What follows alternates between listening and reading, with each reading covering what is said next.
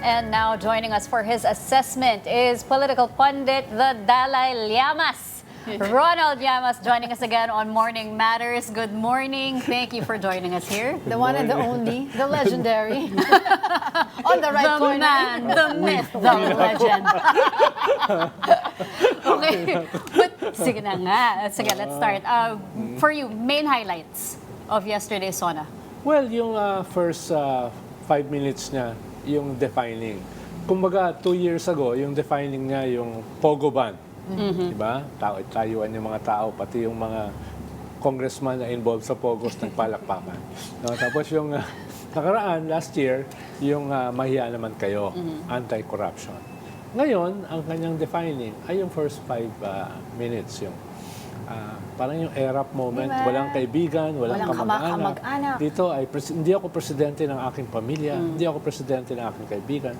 Presidente ako ng aking bansa, ng Pilipinas, no? Kaya kinasuhan ko ang aking binsan na si Speaker Martin Romualdez. Na matagal lang hinihintay ng mga tao. Pero ang problema lang diyan ay may sapat bang ebidensya. Katulad din na sabi ko rito, dahil yung ibang mga nakulong, nakita natin yung ebidensya. Agad. Smoking gun, di ba? Daan-daang milyon, dinala sa bahay, daang-daang milyon, binigay sa kaibigan. No? Ito, missing pa rin si Gutesa. Tapos yung 18 Marines, parang nasira yung kanilang testimony dahil sa dagdag bawas. Mga maleta. So, ayun. Pero defining yun. Defining yun. Yun yung kanyang tawag dyan, mahiya naman kayo moment for this SONA. Ikalawa ay yung expansion ng mga tawag ko dyan ay ayuda economics. Tax relief, no, subsidies, tupad, AIX, etc. So may expansion dyan. Ang pan dyan, amelioration.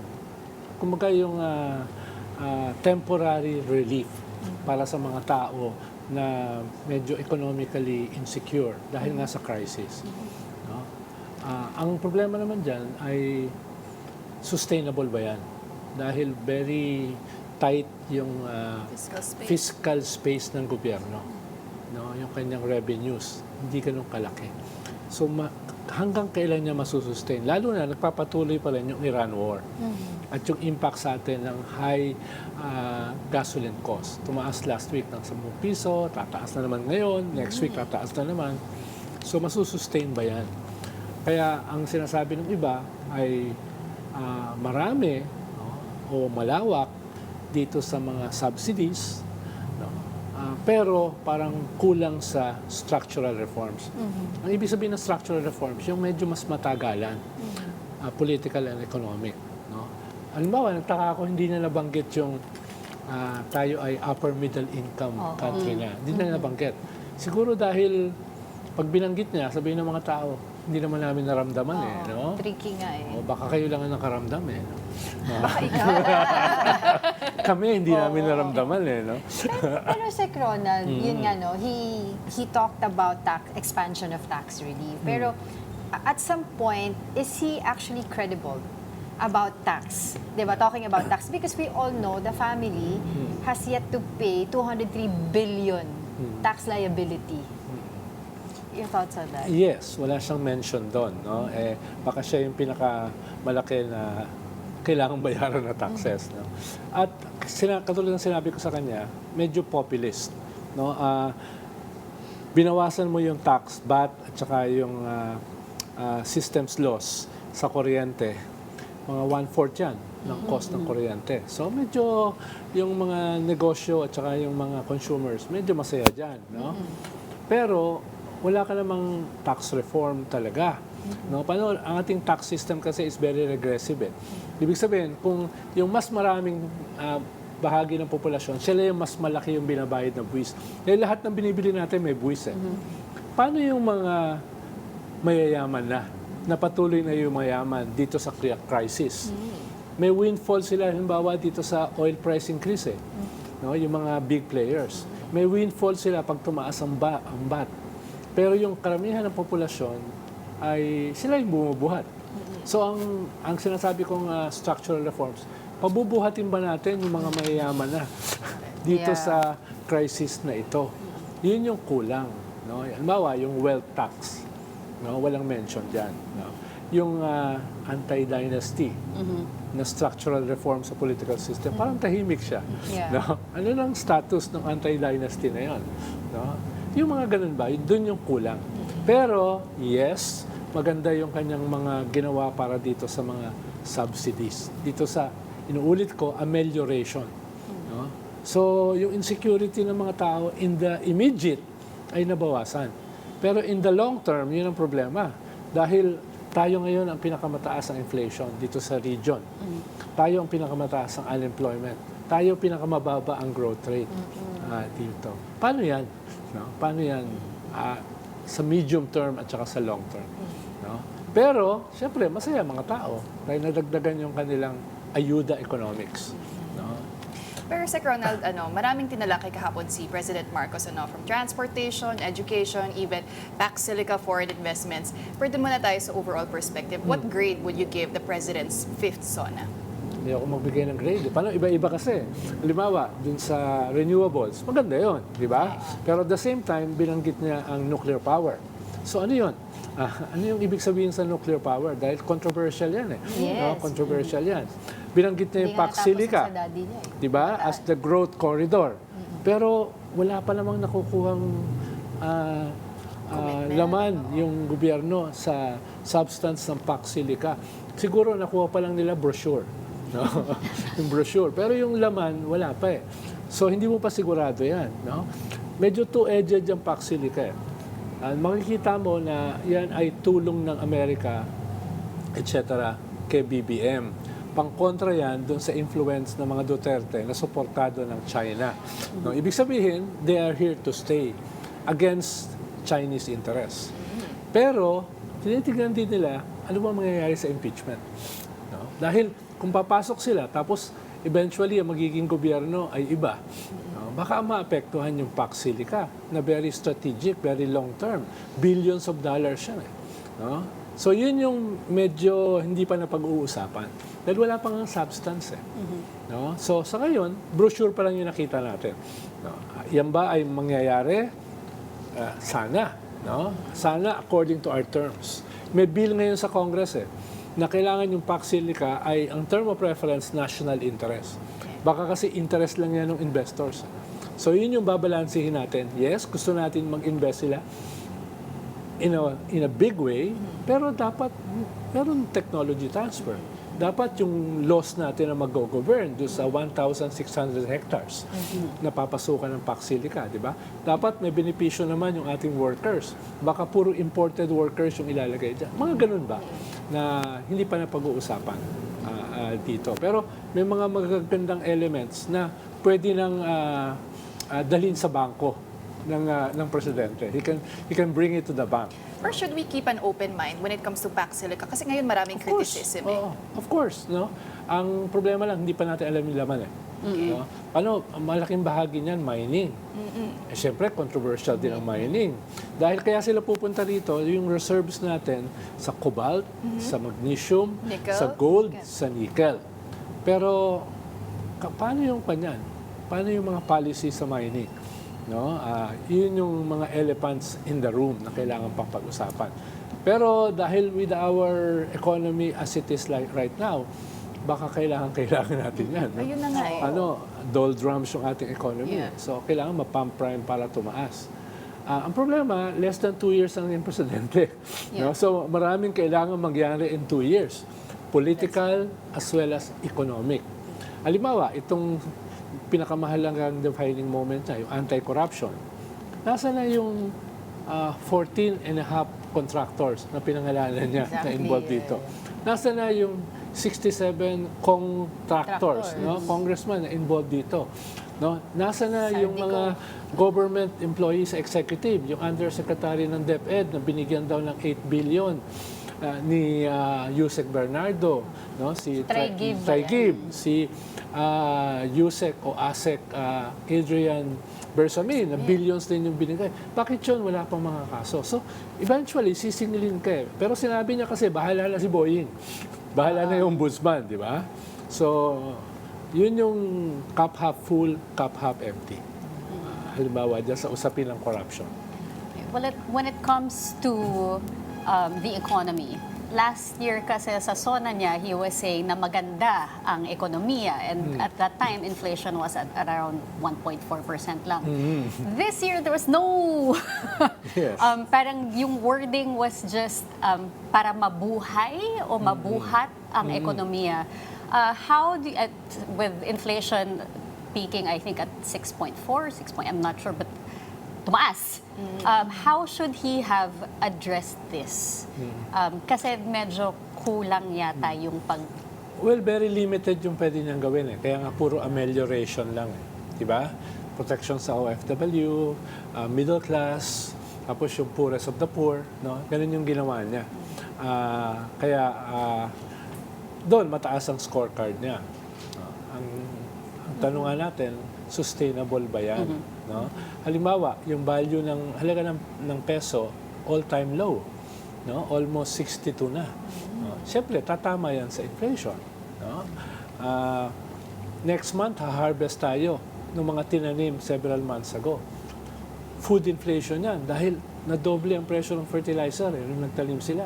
Nadoble yung presyo ng gasolina. So yung harvest time next month, mataas yung bentahan niya. So makakadagdag yan sa inflation, yung food inflation na yan. Dahil lahat tayo kumakain eh. Diba? Siguro kayo mas konti ang kinakain, no? Kami kasi mas marami. No? So, yan yung mga susukatin eh. Yan yung susukatin. Kaya, ganun yung ayuda economics na sinasabi ko kanina. Amelioration. No? Pansamantalang Temporary. relief. No? Pero, lampas sa pansamantala, ano na ang gagawin natin? No? Sabi niya yesterday sa speech niya, kayang-kaya natin harapin at sabihin sa mamamayang Pilipino na ginawa natin ang lahat para maibsan, 'di ba, yung kahirapan or matugunan yung mga pangangailangan despite the Middle East crisis. There was ayuda, 'di ba, yung mga et cetera, no? Tax Name it, relief, oo. PhilHealth expansion. Exactly. No? So, do you believe that? Na ginawa nga ng administrasyon na ito ang kanilang makakaya? Well, yes, dito sa amelioration na ito. Pero yung inuulit ko, yung mga mismong priority bills niya ay in limbo pa. Yun yung mga structural, di ba? At yung ano ba yung solusyon dito sa mga, yung ugat, yung root na solusyon, hindi na pag-usapan eh. Dahil nga, puro amelioration lang. No, yun yung, alam ba, hindi na pag-usapan ng utang na almost 18 trillion na. No? Sino magbabayad niyan? No? Siyempre, yung mga anak nyo, yung mga apo nyo, no? Yun yung hindi na pag-uusapan dito. Pero expansion ng benefit ng SSS, ng GSIS, ng PhilHealth, napag-usapan yan. Diba? Kaya nga, sinasabi ko, populist eh. Yung kailangan ng tao ngayon. Pero siyempre, pag pinag-uusapan yan, yung bukas paano? Yung bukas paano? Yun yung medyo weak.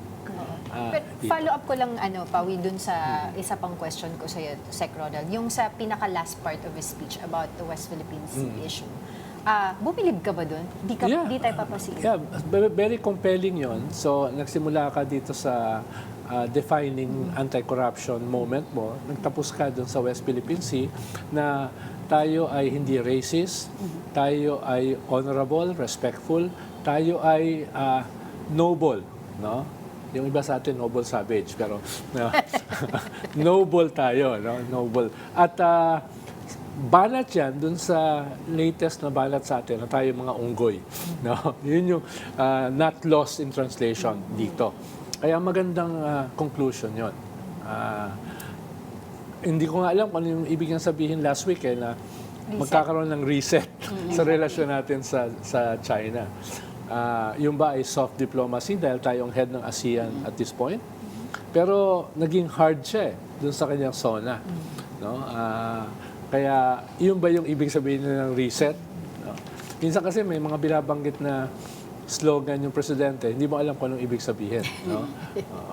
Pero that wasn't lost. A very sharp, a very strong conclusion in relation dito sa invasion ng China sa West Philippine Sea. Pero for you, Sec Ronald, what else could be commended in the President's speech yesterday? Kasi baka sabihin nila puro lang tayo criticism dito, Negative, ano? Puro oo. Hindi naman. negative. Kaya nga sinasabi ko, cup half full, half empty. No? Yun yung kinakuha natin ngayon. No? May mga positibo naman. Yes, At of marami yan. No? Halimbawa, itong sa systems loss, Yan. itong usapin sa BAT, no? Ay very medium term din yan. Baka yun ang pinaka-medium term. Dahil hindi naman ganun kalaki yung o karami mag-i-invest sa atin, especially Pac Silica, kung magpapatuloy na sobrang taas ng ating electricity cost. So, in a way, ameliorative yan, pero may kaunting medium-term vision. Dahil ina-emphasize niya na game changer itong Pac Silica. Hindi papasok ang Pac Silica kung ganyang kataas ang presyo ng kuryente. No? So, may ganun din siyang kaunting vision. Kahit medyo kulang yung ganong klaseng visionary aspect ng ating economy at sa ating political system. Medyo hindi rin niya napag-usapan yung ating mga humihinang mga institutions. Halimbawa, judiciary. No? Ano bang reforms ang kailangan mo sa justice system natin? Ano bang reforms yung kailangan mo sa ating legislative system? Dahil almost wasak yung image ng Senate at saka Congress. So, paano mo ayusin yan? Hindi mo napag-usapan ng anti-dynasty. So, ganun ba? Binabalanse natin yung cup half full at cup half empty. Pero speaking of the Senate, Sir Ronald, 13 senators did not attend the President's SONA yesterday. Karamihan dyan, minority.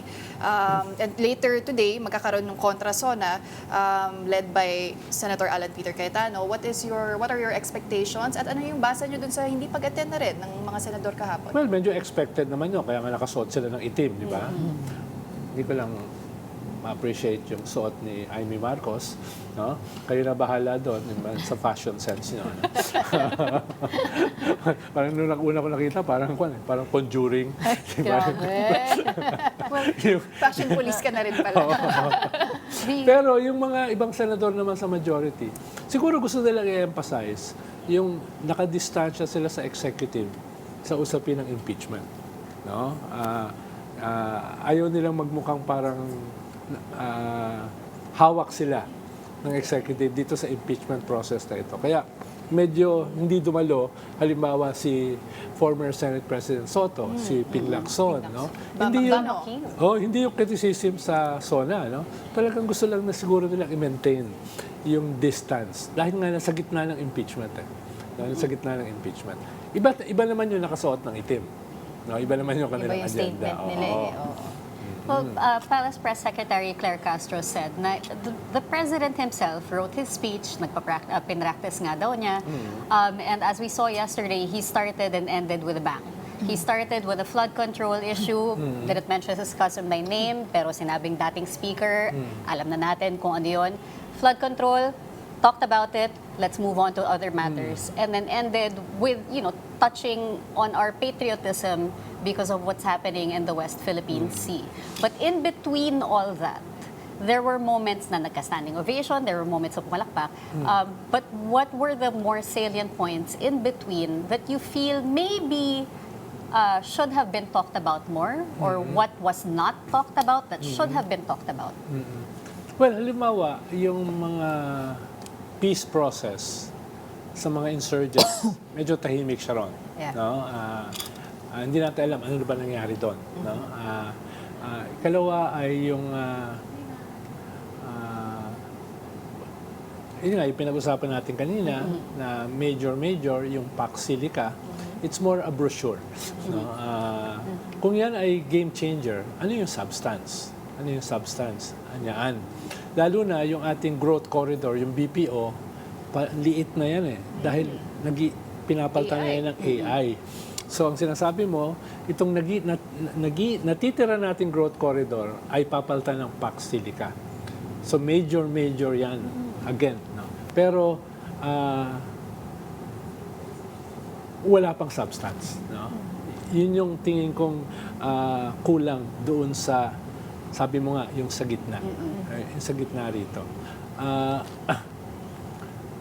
Inaasahan ko sana magsasabi siya ng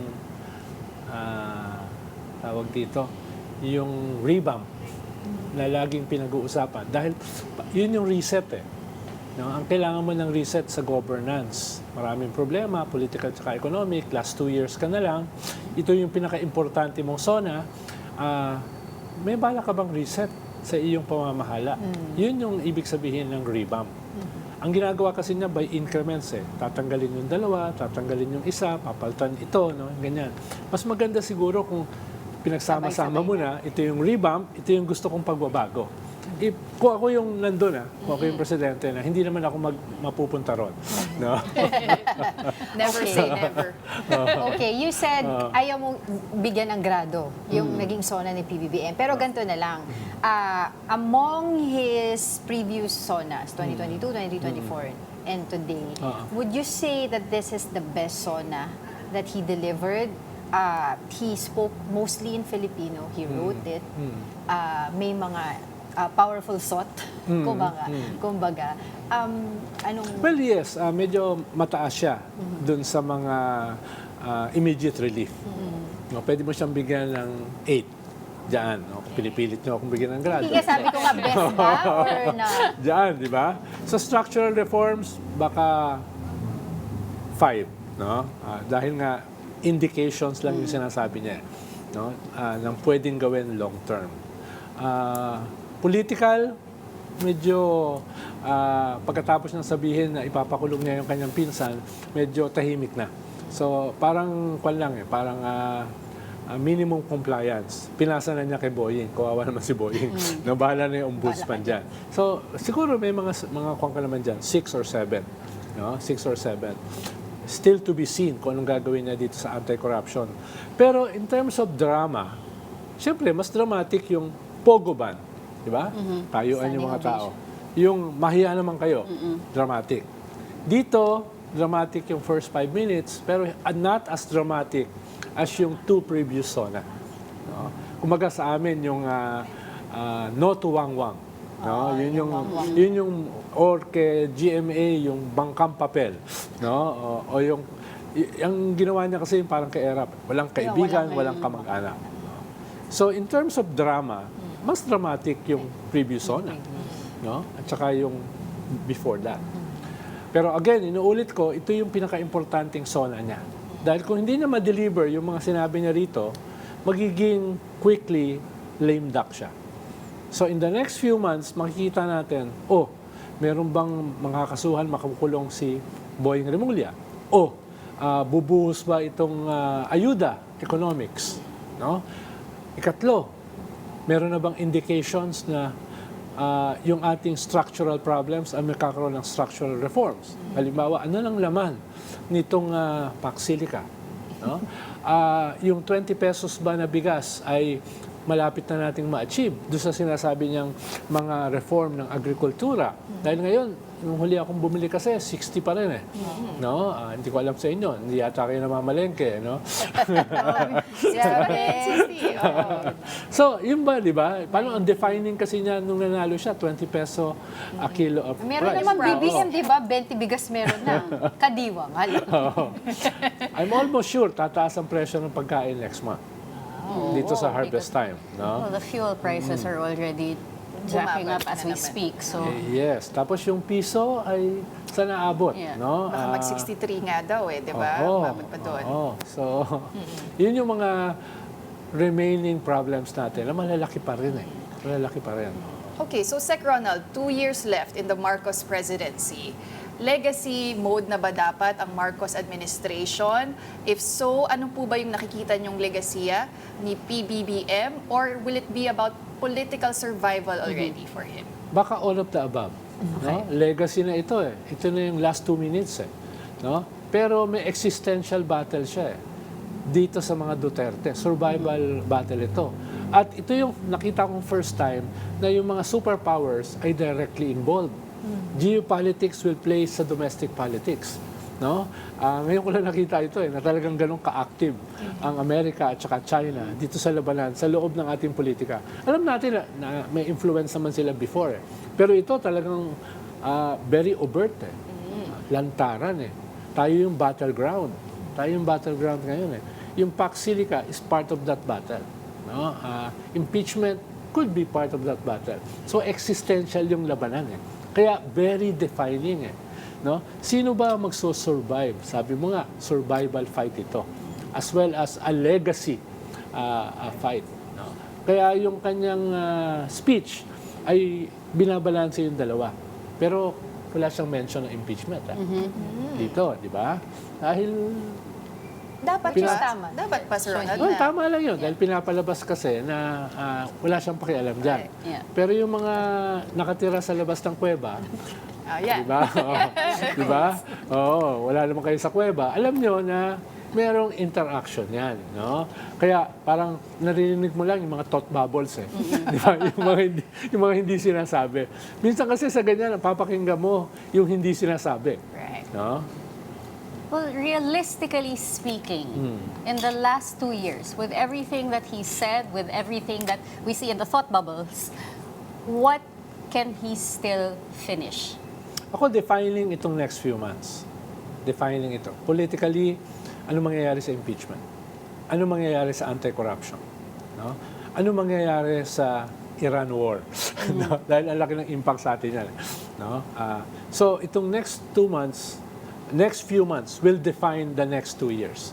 No? Kung ano yung mangyayari in the next 2 to 3 months, yan yung mag-shape ng 2028. At yung 2028 will shape the next decade or so. Yun yung nakikita natin ngayon. No? Kaya, hindi ko alam kung nandito pa kayo sa next decade no? Para pag-usapan ito. No? Sana naman. I hope so. Yeah, I mean, sa morning matters. Okay. Oh, yan! Baka mamaya pinag-uusapan pa rin natin itong mga problemang ito a decade from now, di ba? Totoo yan. Pero baka by that time, ay retired na ako. No? Or katulad ko si Gretchen, naglilibot na ako around the world. No? Well, this is the 40th SONA, di ba, ng bansa natin. And we're still talking about the same problem, sabi nga natin. Pero I wanna ask you, Sec Ronald, yesterday he said, gumugulong ang hustisya. No? As I would always talk about here in our show, filing cases is one thing, getting conviction is another thing. And we all know how slow the justice can be here in the Philippines. And I was wondering, would it be more, kumbaga, credible for the administration for ask for a special courts para dinggin lamang yung mga flood control? Actually, sinabi na yan ni Boying last year. No, na may usapan sila sa Sandigan Bayan para mapabilis yung proseso.